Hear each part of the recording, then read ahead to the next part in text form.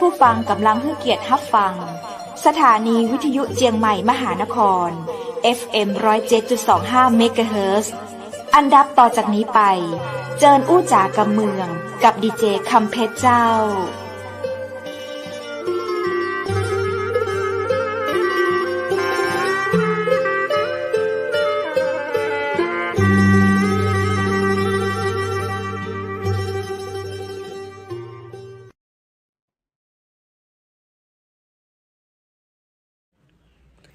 สวัสดีเจ้าสวัสดีคุณผู้ชมที่ฮักและกระตึงหาจักนักนะเจ้ายินดีต้อนรับเข้าสู่รายการอู้จากกำเมืองตังเจียงใหม่มหานครแพร่ภาพออกอากาศจากอาคารวังสิงห์คำอำเภอเมืองจังหวัดเชียงใหม่เจ้าคุณผู้ชมและคุณผู้ฟังเจ้าวันนี้เพชรและทีมงานเชียงใหม่มหานครป่าแอวป่าคุณผู้ชมและคุณผู้ฟังนะเจ้ามากราบไหว้สักการะอนุสาวรีย์ขุนหลวงวิมังคะตีตำบลบ่อหลวงอำเภอฮอดจังหวัดเชียงใหม่เจ้าก่อนอื่นใดนั้นคุณผู้ฟังเจ้าเฮามาทำความรู้จักขุนหลวงวิมังคะก่อนเลยเจ้าขุนหลวงวิมังคะเป็นตำนานของชาวลั่วเป็นเรื่องเล่าที่มีบทบาทที่มีอิทธิพลต่อการขับเคลื่อนความเชื่อของผู้คนหลายชุมชนในแอ่งเจียงใหม่ละปุนและลำปางในสมัยของพระนางจามเทวีซึ่งปกครองเมืองหริพุนชัยราวพุทธศักราช1300นครหริพุนชัยเป็นนครของชนชาติมอญหรือเมงขณะที่บริเวณเชิงดอยสุเทพเป็นที่ตั้งบ้านเมืองของชาวลั่วมีขุนหลวงวิมังคะเป็นกษัตริย์ชาวลั่วองค์ที่13ของระมิงนครในราชวงศ์กุนาระทรงมีอิทธิพลมีฝีมือในเรื่องการพุ่งหอกเสนาเป็นที่เรื่องลือเจ้าตามตำนานเล่าขานว่าขุนหลวงวิมังคะมีความประสงค์จะอภิเษกกับพระนางจามเทวีแต่พระนางบ่ปรารถนาจะสมัครรักใคร่กับขุนหลวงและแห่มบันทึกหนึ่งของนางจารุวรรณเมืองจาเปิ้นก็ได้สรุปเรื่องราวของตำนานขุนหลวงวิมังคะไว้ว่าตำนานเรื่องราวชีวิตช่วงหนึ่งของขุนหลวงวิมังคะกษัตริย์แห่งชนเผ่าลั่วผู้สร้างอาณาจักรอยู่ในบริเวณเชิงเขาดอยสุเทพและที่ลาบลุ่มแม่น้ำปิงเป็นผู้มีวิชาอาคมมีพละกำลังนักและมีความชำนาญในการพุ่งเสนาและได้หลงฮักเจ้าแม่จามเทวีผู้ปกครองนครหริพุนชัยจึงได้ส่งทูตไปเจรจาเพื่อขอตัวพระนางมาเป็นชายาฝ่ายเจ้าแม่จามเทวีนั้นมาได้ปฏิเสธหรือตอบรับแต่ด้วยปฏิญาณไหวพริบจึงฝากทูตไปทูลขุนหลวงวิมังคะว่าหากพุ่งเสนาไปถึงเขตเมืองหริพุนชัยได้จะยอมอภิเษกสมรสตัวและในการนั้นนางได้ฝากหมวกให้กับขุนหลวงวิมังคะโดยนางได้ใช้ผ้าชุบประจำเดือนเขียนรอบหมวกเพื่อทำลายวิทยาคุณที่ขุนหลวงวิมังคะมีอยู่เมื่อถึงเวลานัดหมายขุนหลวงวิมังคะก็พุ่งสนาวสุดแหงแต่ตกมาถึงเมืองหริพุนชัยจึงเกิดความผิดหวังและเสียใจและตอมใจตายในที่สุดก่อนสิ้นชีวิตขุนหลวงวิมังคะได้ขอให้เสนาอำมาตย์นำศพของท่านไปฝังไว้ณสถานที่ขุนหลวงจะสามารถมองเห็นเมืองหริพุนชัยได้ตลอดเวลาชาวเมืองได้ตั้งศาลและมีความเชื่อว่าดวงวิญญาณของขุนหลวงจะสถิตอยู่3แห่งได้แก่1ดอยควมหลอง2บ้านเมืองกะ3บริเวณดอยคำอำเภอเมืองจังหวัดเชียงใหม่ซึ่งตั้งอยู่ทิศใต้ของดอยสุเทพบัดเดี๋ยวนี้บนยอดดอยมีวัดชื่อว่าวัดพระธาตุดอยคำบนวัดแห่งนี้มีอนุสาวรีย์ขุนหลวงวิมังคะประดิษฐานที่ลานวัดใกล้เจดีย์และที่ดอยคำแห่งนี้เป็นที่สถิตดวงวิญญาณของหัวหน้าลั่วซึ่งเป็นบรรพบุรุษของขุนหลวงวิมังคะชื่อว่า ปู่แสะย่าแสะเจ้า และตีเพชรและทีมงานเชียงใหม่มหานครป่ามาแอลในวันนี้นั้นเจ้าเป็นในส่วนของ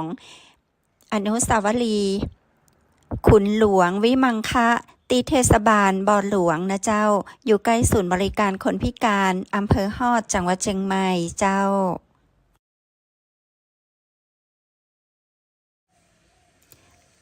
มีวิวทิวทัศน์ที่งามรายล้อมด้วย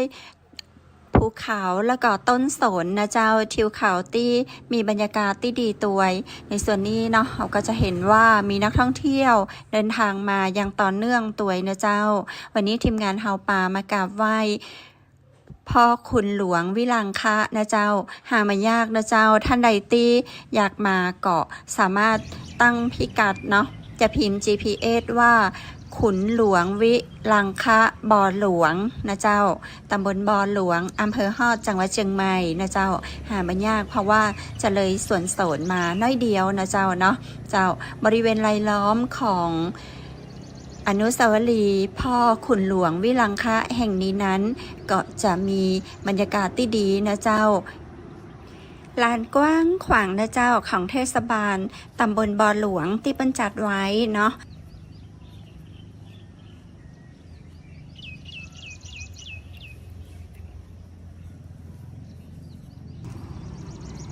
ติดถนน108นะเจ้าก็คือเส้นต่างอำเภอฮอดอำเภออมก๋อยนะเจ้าหรือว่าต่างไปอำเภอแม่เสลียงก็ได้เนาะเวลาเขาขี่รถผ่านเขาก็จะสามารถมองเห็นได้เลยนะเจ้าถ้าใครผ่านไปผ่านมาก็เชิญนะเจ้าเข้าไปกราบไหว้สักการะพ่อขุนหลวงวิลังคะเจ้ากษัตริย์เมืองเชียงใหม่ในอดีตการเจ้านอกจากนี้แล้วนั้นนะเจ้าคุณผู้ชมและคุณผู้ฟังต่างเทศบาลตำบลบ่อหลวงเนาะเปิ้นก็จะมีการจัดกิจกรรมในการฉลองสมโภชนะเจ้าแล้วก็ทำบุญประจำปีกุปีเลยนะเจ้าตีลานอนุสาวรีย์ป้อขุนหลวงวิลังคะอดีตกษัตริย์แห่งล้านนาของเฮานะเจ้าสำหรับลูกหลานตันเต้านะเจ้าประสบนิกรของท่านเนาะอยากจะเข้าร่วมพิธีกับไหว้ดังกล่าวกระเจิญนะเจ้าสอบถามรายละเอียดเพิ่มเติมได้ที่เทศบาลบ่อหลวงอำเภอฮอดจังหวัดเชียงใหม่นะเจ้า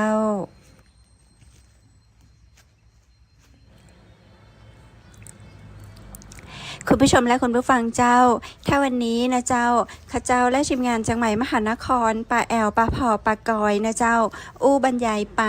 หากผิดพลาดประการใดนะเจ้าก็ต้องกราบขอสมาอภัยกันไว้ตัวเนาะแล้วถ้ามีเรื่องราวอันอย่างดีๆก็อย่าลืมนะเจ้าแนะนำเข้าสู่รายการของเฮาเจ้าเฮาพร้อมที่จะนำเรื่องราวดีๆไปแบ่งปันให้กับคนอื่นๆเนาะผ่านช่องสถานีวิทยุเชียงใหม่มหานครของเฮายินดีเจ้า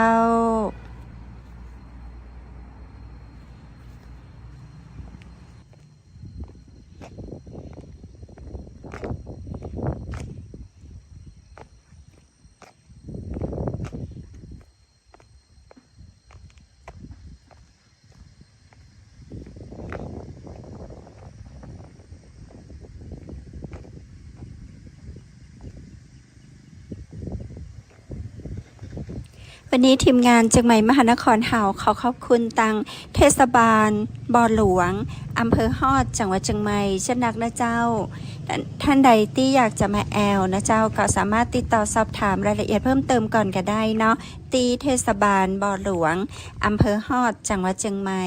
และวันนี้ก็ต้องขอบคุณไปตังเจ้าของประวัติของพ่อขุนหลวงวิลังคะนะเจ้าจากอินเทอร์เน็ต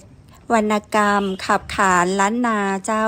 เว็บไซต์วรรณกรรมขับขานล้านนามหาวิทยาลัยเชียงใหม่นะเจ้าที่ได้รวบรวมองค์ความรู้บทกวีและสื่อเกี่ยวกับวรรณกรรมซึ่งมีคุณค่าของท้องถิ่นล้านนาโดยให้ข้อมูลทางด้านประวัติความเป็นมาลักษณะและหมวดหมู่ในแต่ละท้องถิ่นและภาพสะท้อนจากอดีตจนถึงปัจจุบันของวรรณกรรมขับขานล้านนาเจ้าบริเวณรายรอบ ของอนุสาวรีย์แล้วก็ในบริเวณของเทศบาลก็เงียบนะเจ้าพอไปตังใดก็บ่เห็นใครเลยอาจจะเป็นในช่วงของวันหยุดก็ฮะเจ้าคุณผู้ชมและคุณผู้ฟังในความเงียบสงบใจเป็นสิ่งที่ดีเนาะกับการที่เราจะได้บำบัดสุขภาพร่างกายและจิตใจเจอนะเจ้ากับบรรยากาศแบบนี้ฟรีๆบ่ต้องเสี่ยงตังตัวอ้าวคุณผู้ชมเจ้ามีคนเตียวมาเดี๋ยวเราขอทักทายเปิ้ลสกรรมนะเจ้า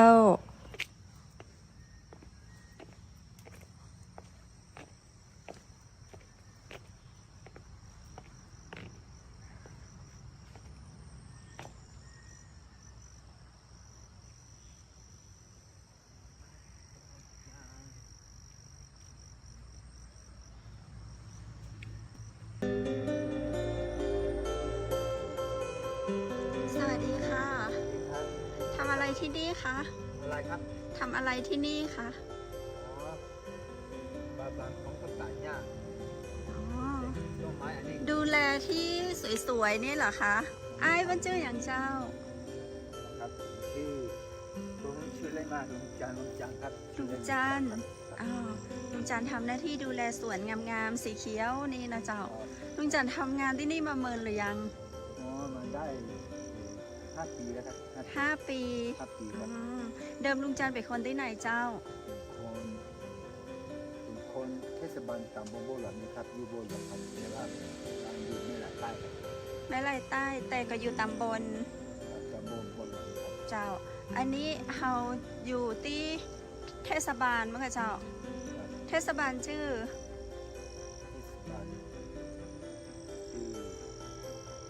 เทศบาลตำบลโบราณครับ เทศบาลตำบลบ่อหลวง เจ้า ที่นี่มีนายกชื่ออย่างเจ้า หมอชื่อนายกนายปนมราชจีครับ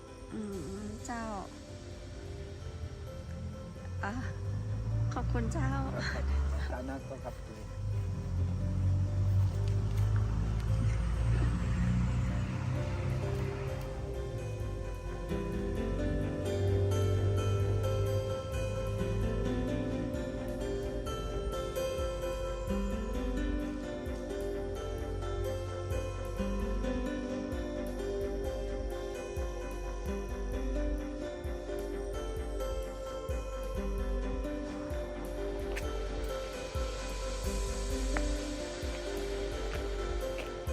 คุณผู้ฟังและคุณผู้ชมเจ้า วันนี้ปาไปกราบไหว้นะเจ้า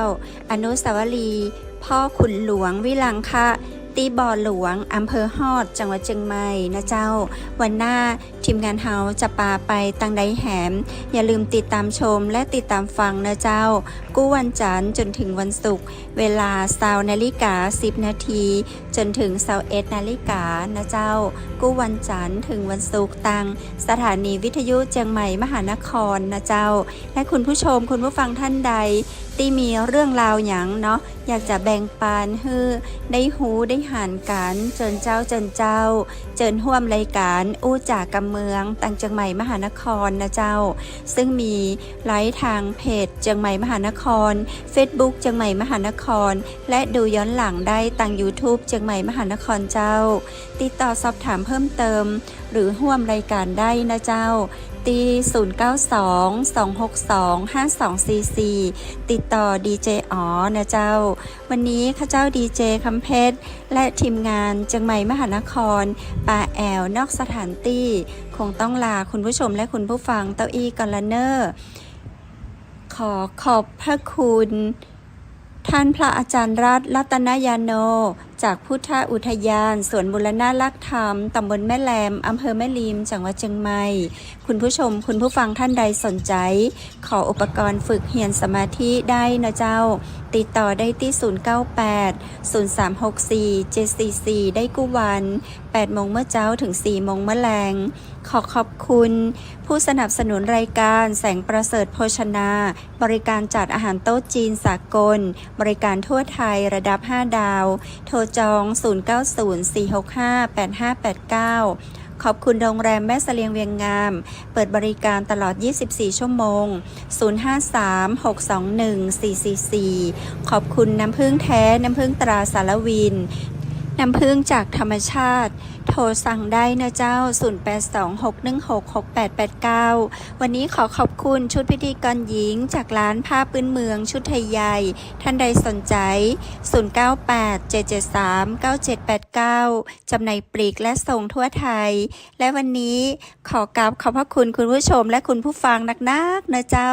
ขอให้โชคดีและมีความสุขสำหรับคืนนี้ขอให้คุณผู้ชมนอนหลับฝันดีราตรีสวัสดิ์เจ้า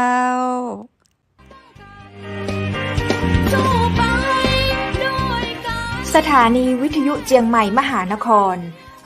107.25 เมกะเฮิรตซ์ ขอแสดงความห่วงใยและเป็นกำลังใจให้ทุกท่านในช่วงการระบาดของโรคโควิด -19 ในครั้งนี้ เพื่อลดความเสี่ยงควรสวมหน้ากากอนามัยทุกครั้งล้างมือเป็นประจำขอให้อยู่ที่บ้านให้นักที่สุดด้วยความปรารถนาดีจากหมู่เฮาเจ้าเจียงใหม่มหานคร